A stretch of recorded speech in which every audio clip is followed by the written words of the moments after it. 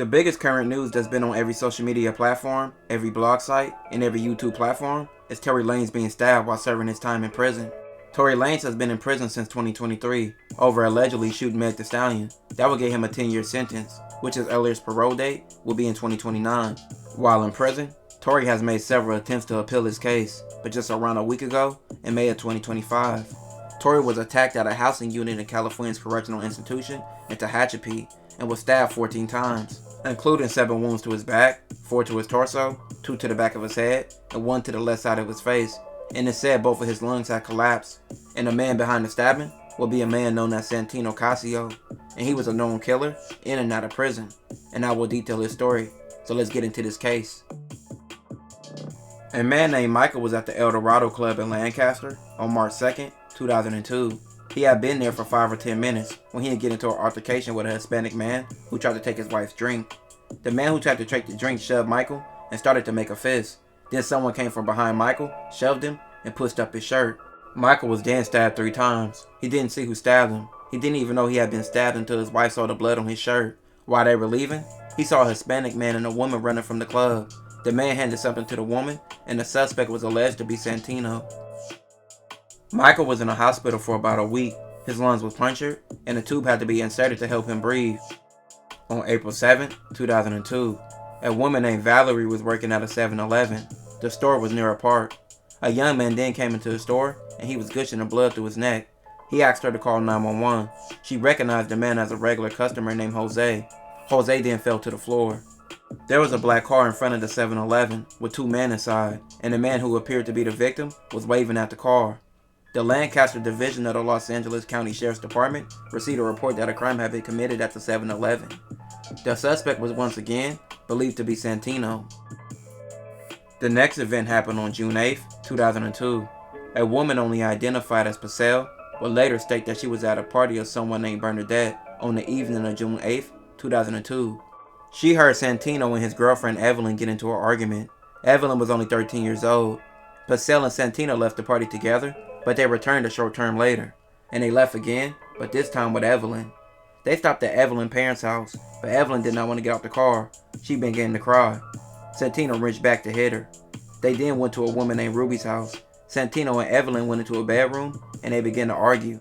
Purcell went into the car. She was drunk, and she and Santino had used meth earlier that evening.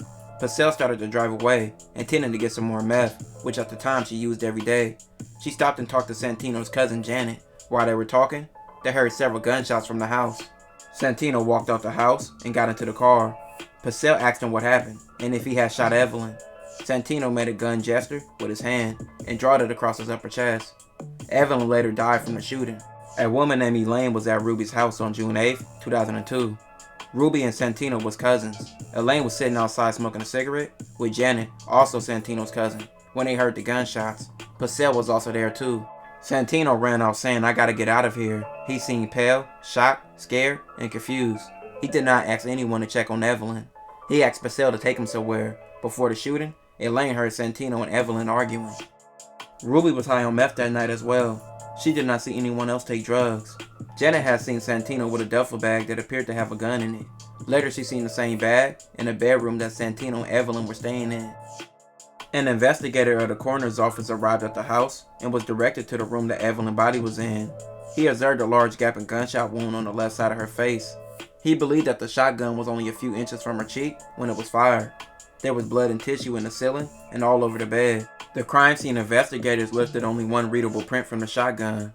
It was identified as Santino's fingerprint, and he would go into hiding after the shooting. Purcell was later interviewed by detectives on June 11, 2002. On tape, Purcell said Santino took a gun from the car when he went into Ruby's house. Purcell asked Ruby to take Evelyn home because Santino did not want to be her boyfriend anymore. Purcell also told Evelyn that she could not stay at Ruby's house anymore. Purcell said she then went to the car, hoping someone in the house would persuade Evelyn to leave the house.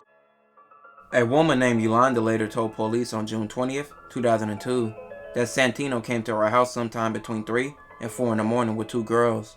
One of the girls left, and he spent the night in the living room with another girl. Yolanda heard that Evelyn was shot while she and Santino were pulling back and forth on a gun.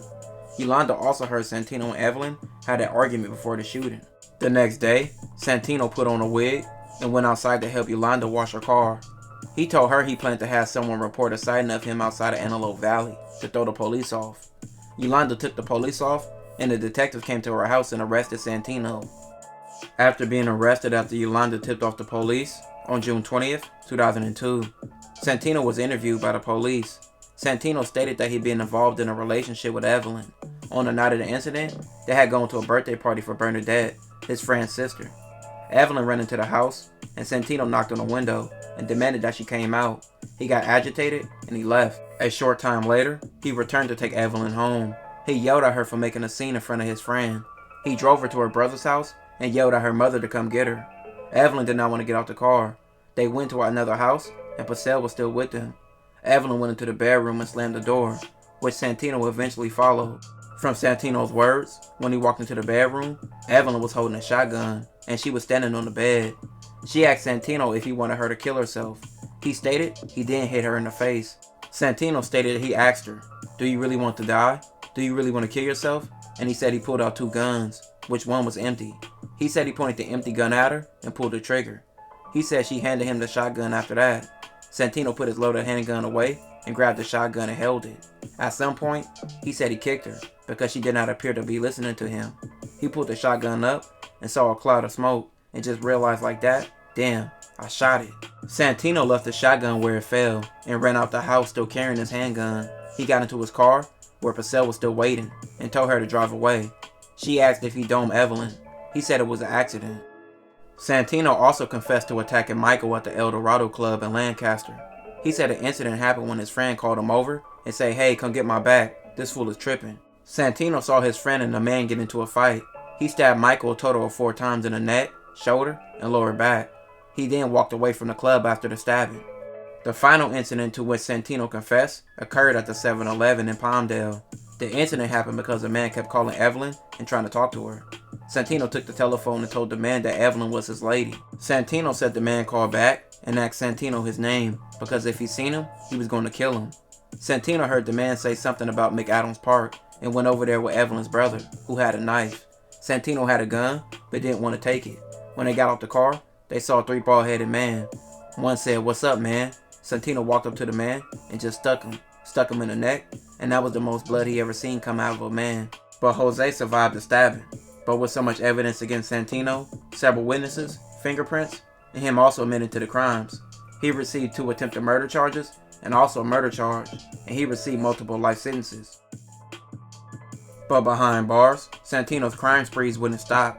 In January 2008, he was sentenced to 6 years for assaulting a fellow prisoner with a deadly weapon. And in 2018, he was sentenced to another 2 years for having a knife. And just recently, he added to those charges, stabbing Tory Lanez 14 times. Rapper Tory Lanez was stabbed 14 times in a California prison and rushed to a hospital. Officials say that attack happened Monday morning at California's State Correctional Institution. Lanez is currently serving 10 years for shooting Megan Thee Stallion in 2020. His lungs collapsed after that attack, but his team says he's now breathing on his own and he's in good spirits. The motive for this attack is unclear. An investigation is now underway. Lanez's team thanked fans for their prayers and support.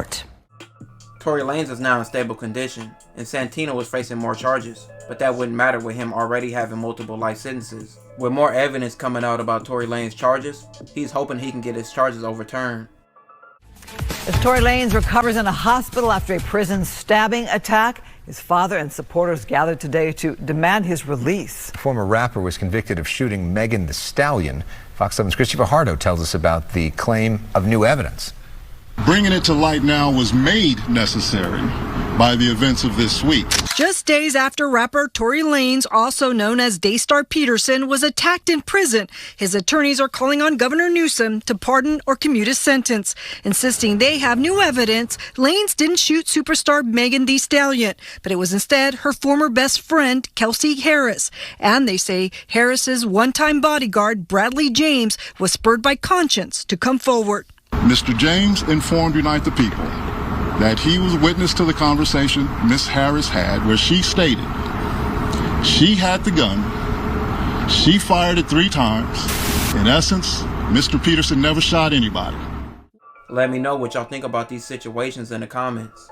This will conclude this episode. If you haven't already, check out my previous episodes. Don't forget to like, comment, and subscribe.